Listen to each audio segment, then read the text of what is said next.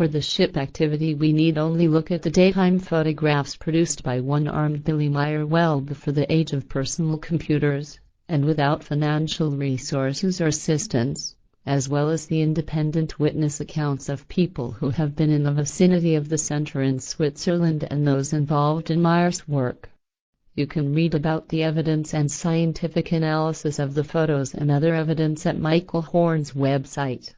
Guido Moosbrugger's And Still They Fly is essential reading for learning about the evidence and the more personal witness accounts. Ishwish Prathal lists the U.S. President George W.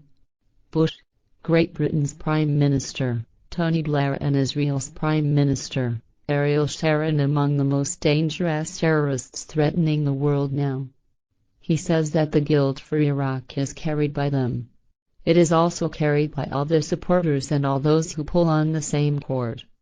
He said that together with the open terrorist organizations, like Al-Qaeda, these state-powerful terrorists will cause such trouble on earth like has never been since time immemorial. They will achieve this with the help of their executives, the secret services and the military. But rationality on this earth can prevail. George Bush, Tony Blair and Ariel Sharon and their fanatical followers must be freed from their positions, and not be replaced by the same kind of warmongers, if we are to prevent such a worldwide catastrophe breaking out over the earth and humanity. In rationality we must stand together as one and throw the state-powerful criminals from their positions and replace them with peace-loving, worthy, respectful, righteous powers. If this does not happen, then there will be an evil end.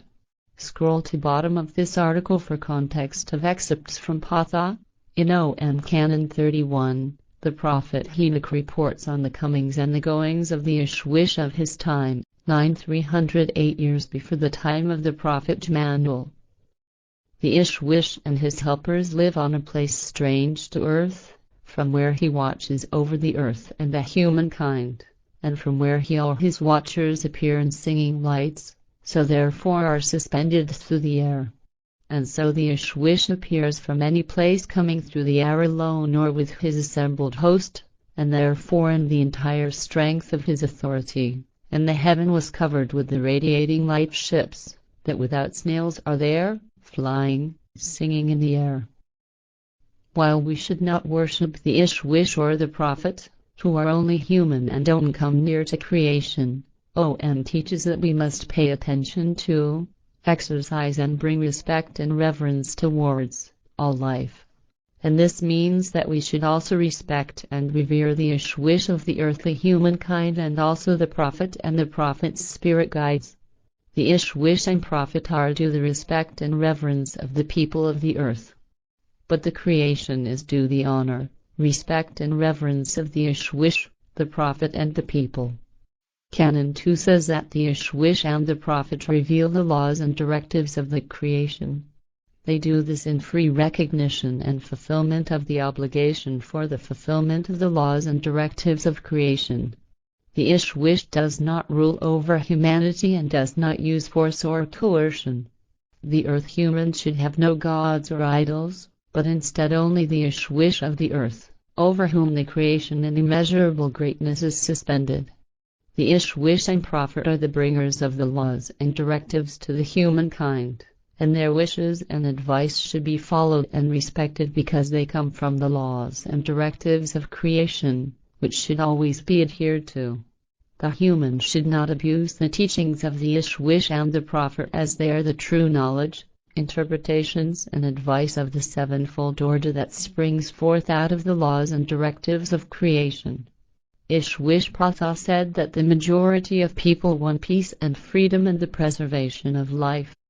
The majority of people are not big criminals against humanity. It is only a few state-powerful terrorists and their henchmen who exercise terrorism through the power of secret services, through the military and all their supporters. Such is the case in the United States and in Israel. These few totally irresponsible, powerful criminals against humanity, thoughtless and unscrupulous murderers, hurl people into death, need and misery and destruction. It is incomprehensible that the people let this happen and do not rise up against the murderous dictators. Murderous state powers who are chosen by the people are also such dictators. They abuse their power through war, state terrorism, murder and destruction. Scroll to bottom of this article for context of excerpts from Patha.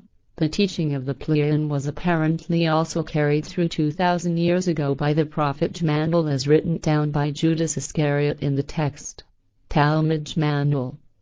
A key teaching distinguishing Jmanul's words in the Talmud Jmanul from those in the New Testament book of Matthew concerns the highest law of all, the law of creation. The following is from Talmud Jmanul, chapter 23, the greatest commandment. The greatest commandment. But when the Pharisees heard that Jmanul had silenced the Sadducees, they gathered and deliberated. And one among them, a scribe, tested him by asking, Jmanul, which is the foremost commandment in the law? Jmanul asked in return, whose law are you thinking of? The law of the emperor, or are you thinking of the law of God, or are you thinking of the law of creation? The scribe said, I'm thinking of the laws of all three.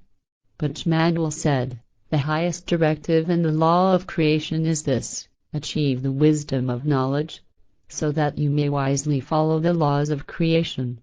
But the highest commandment of the law of God is this: you shall honor God as the ruler of the three human lineages and obey his laws, for he is their king of wisdom and a good and just counselor.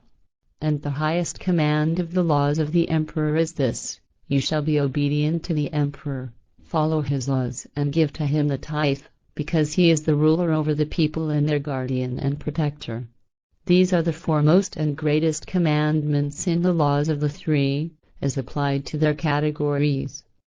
But the other directive, equal to the first, is this: you shall consider only creation as omnipotent, for it alone is constant in all things and therein is timeless. The emperor and God are transitory, but creation is eternal. Upon these two directives depend the entire law and the prophets. The laws of God and those of the emperor are human laws and are intended to maintain law and order among the people. But the laws of creation are the laws of life and the spirit and, therefore, they are eternal and constant. True state of earth humanity. He, the earthling, self-appointed, crown of creation, who rules or wants to rule the world and the universe, who has conquered the air, water and fire, has long ago forgotten how to be a true and sincere human being, and how to think, act, and live by pure spiritual standards. Hence he has essentially forgotten how to live as a valuable person in communion with other persons. The message provided by the Plerion, Meyer and his spirit teachers does not echo the mesmerizing and soothing words of many supposed extraterrestrial or New Age channelers or gurus who encourage turning away from any critical judgment of our level of existence on Earth, and who, in fact, suggest or unambiguously state that this critical analysis is the very thing that causes the suffering and corruption.